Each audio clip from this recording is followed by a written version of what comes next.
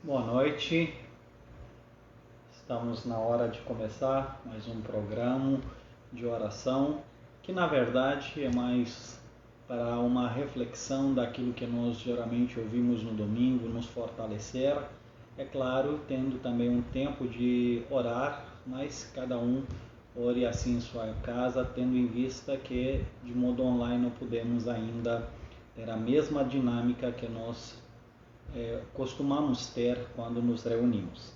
Portanto, boa noite a todos, espero que já estão de maneira confortável assentados e participando junto comigo desse tempo. Vamos orar para pedir a Deus nos abençoar nesses momentos, no tempo que vamos gastar junto. Nosso Pai, nosso Deus, agradecemos ao Senhor pelo teu cuidado, agradecemos por tudo que o Senhor fez por nós, pedimos a sua bênção sobre o tempo que nos está em diante, que o Senhor seja gracioso para conosco e abençoe aqueles que estão online nos assistindo, que tenha graça em entender a sua palavra e o Senhor opera no coração de cada um. Em nome de Jesus, amém. Antes de ler, obviamente nós vamos conversar um pouco sobre alguns assuntos que são assuntos que nós precisamos manter em oração.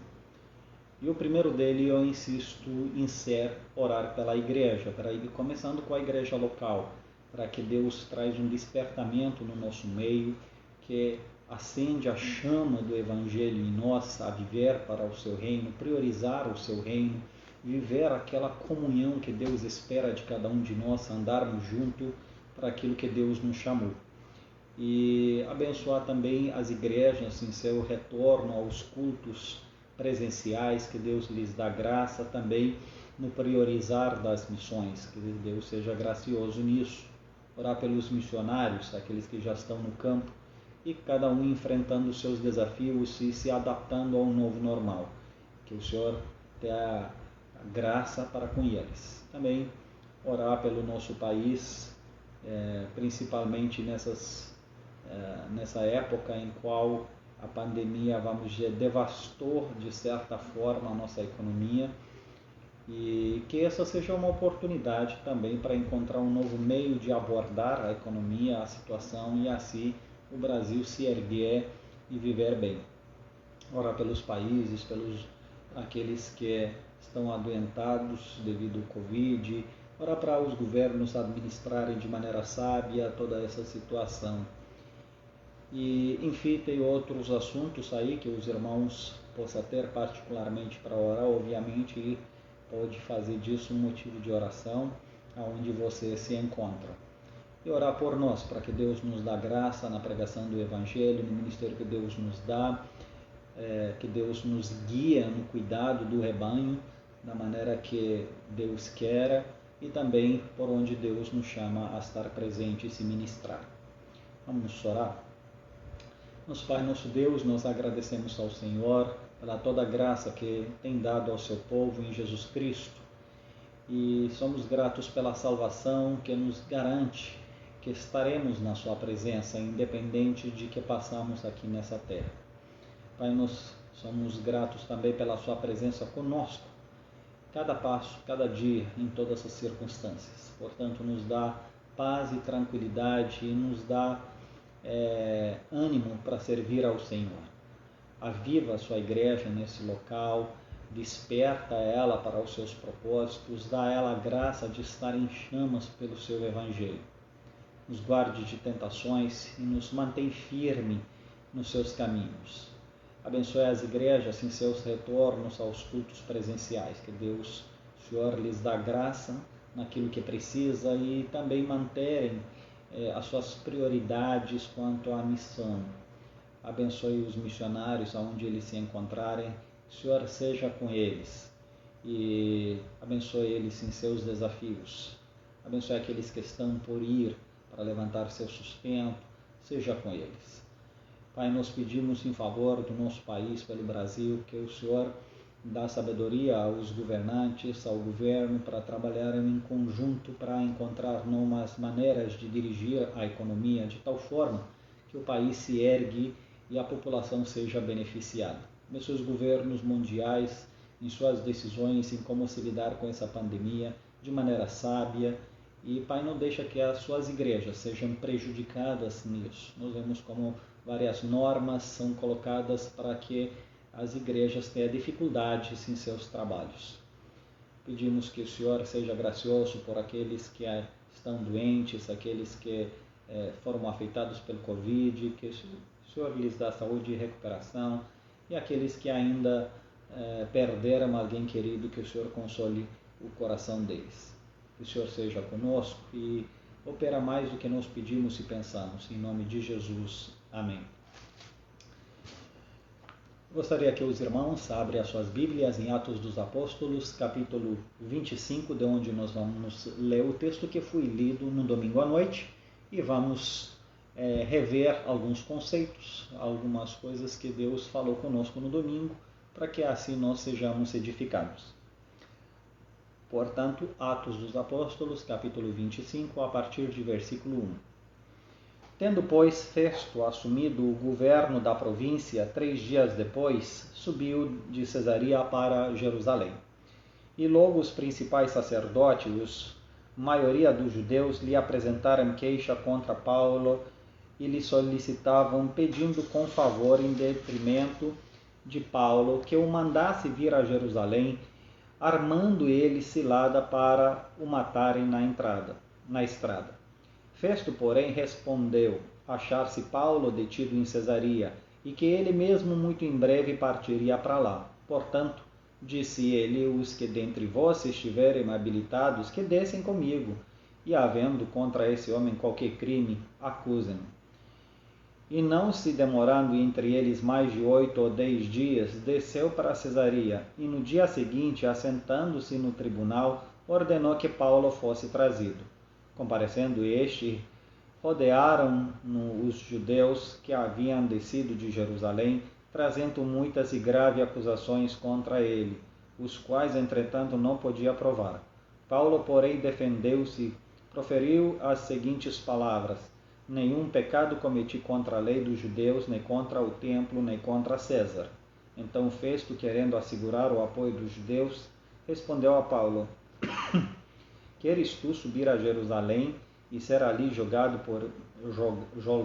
por mim a respeito dessas coisas? Disse-lhe Paulo: estou perante o tribunal de César, onde convém seja eu julgado. Nenhum agravo pratiquei contra os judeus, como tu muito bem sabes. Caso, pois, tenha eu praticado algum mal ou crime digno de morte, estou pronto para morrer, se pelo contrário não são verdadeiras as coisas de que me acusam. Ninguém, para lhe ser agradável, pode entregar-me a eles. Apelo para César.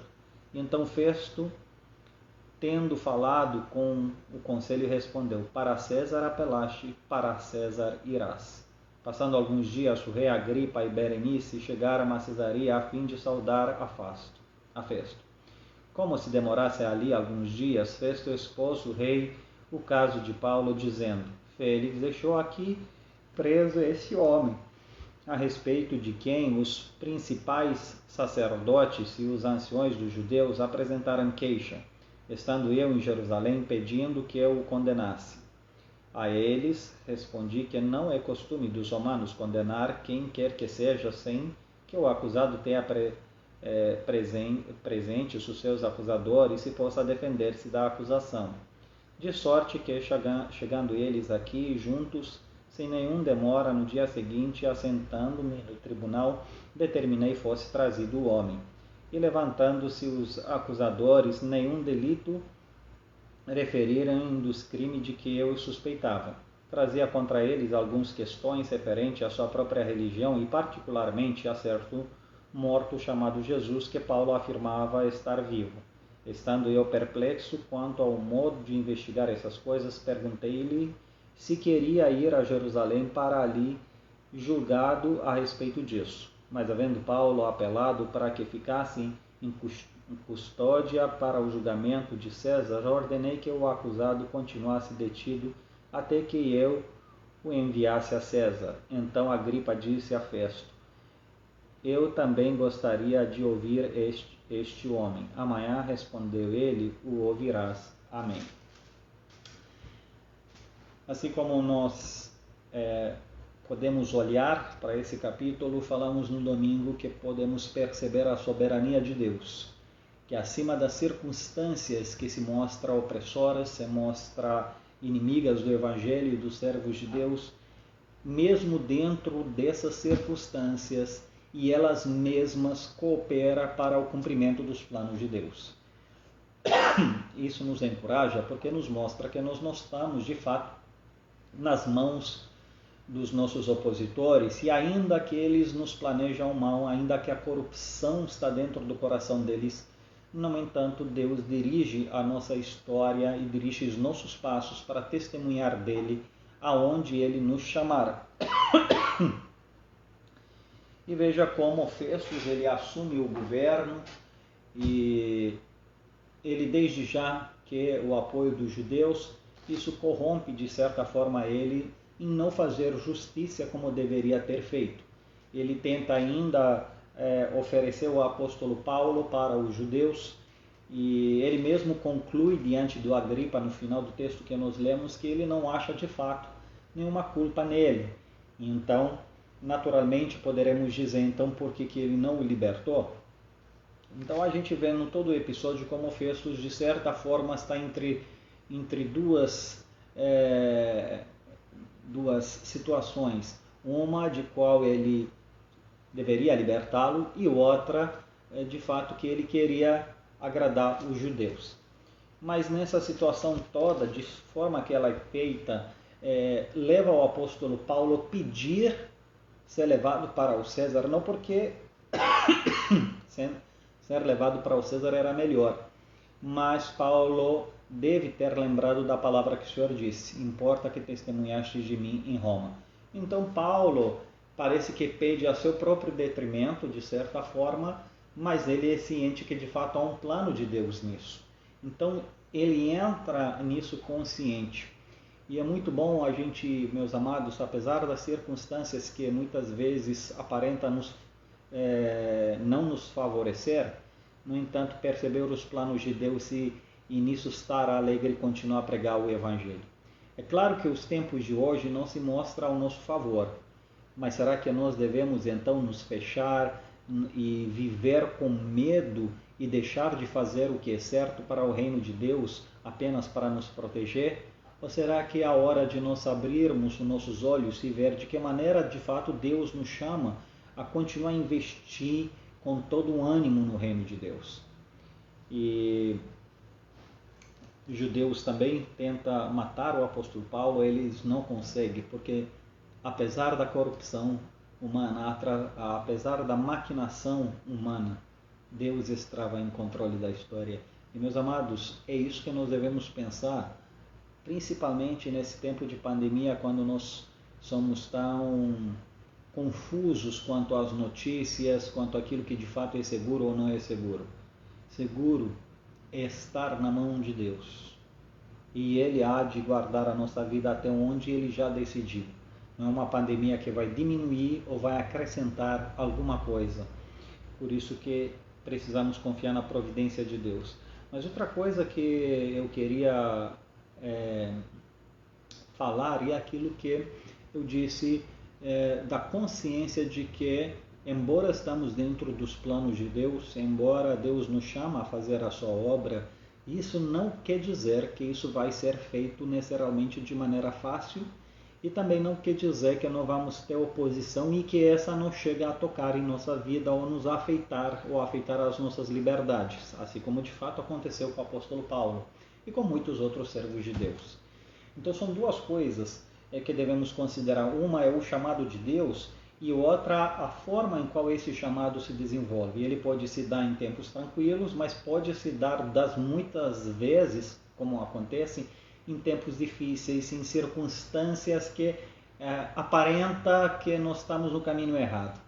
Isso é um grande perigo quando as dificuldades nos levam a pensar que de repente não é a vontade de Deus. Porque as dificuldades não necessariamente nos mostram isso, mas Deus quer que nós vivemos pela fé em sua presença conosco e que continuamos a andar. Então, é preciso que nós estamos conscientes que dificuldades são normais a acontecer no caminho, frustrações, percas, mas ainda assim, o que é mais importante é manter a cabeça erguida e manter nosso andar. O problema é quando se percebe que os cristãos olham mais para o lado da perca. Então eles não querem perder nada e deixam então o reino de Deus em segundo lugar para depois, quando vai dar, se vai dar.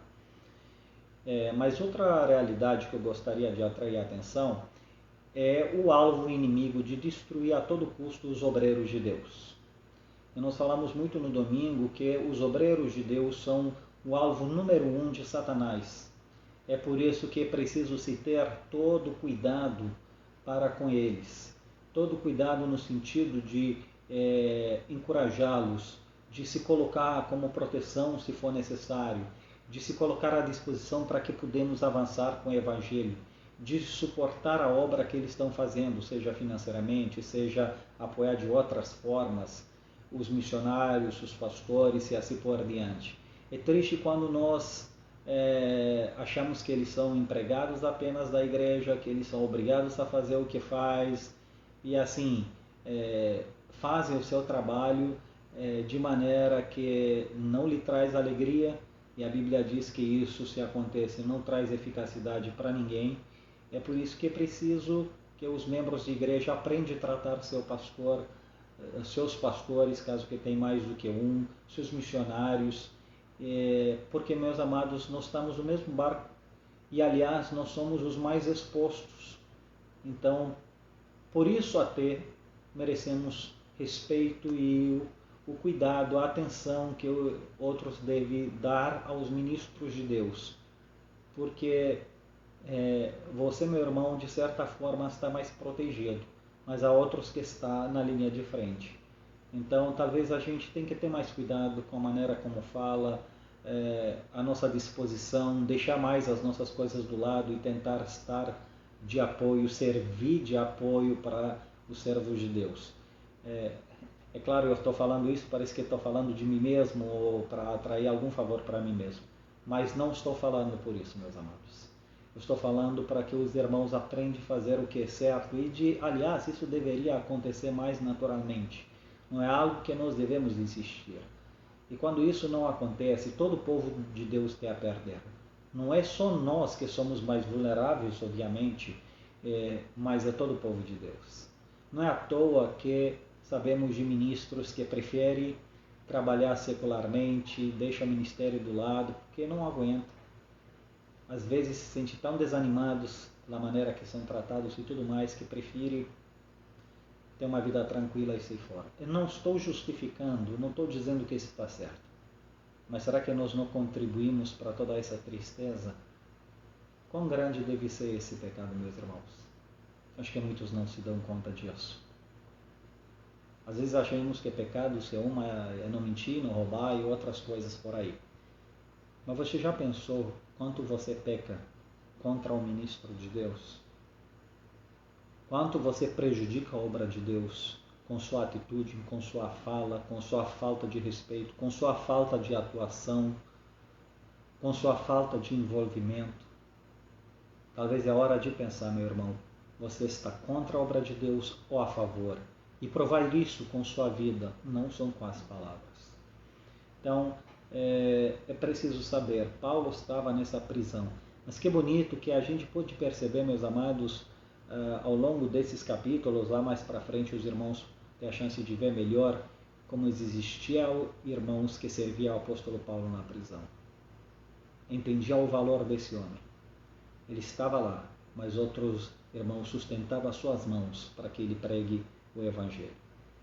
Então, esse foi mais um episódio. Nós vemos o rei Agripa também, que se prepara a ver o apóstolo Paulo, ouvi-lo, e a gente vê como autoridades, uma,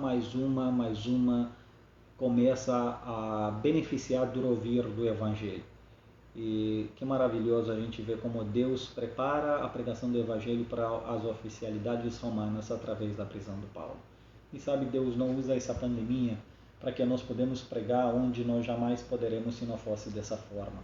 Então que Deus nos deixe abertos para enxergar as oportunidades e ao mesmo tempo sustentar aqueles que vão e estar de apoio, estar todo mundo junto nisso. Que Deus nos abençoe. Amém. Vamos orar, encerrando assim o nosso tempo de hoje. Nosso Pai, nosso Deus, agradecemos ao Senhor pelo Teu cuidado, agradecemos pela Sua palavra, pedimos que ela se faz viva e eficaz na vida de cada um de nós que a ouviu. Que o Senhor seja misericordioso com o seu povo aqui em Rio Tinto, para que ele cresça, para que ele seja maduro e para que vive para a Sua glória. Em nome de Jesus. Amém. Que Deus abençoe os irmãos e boa noite.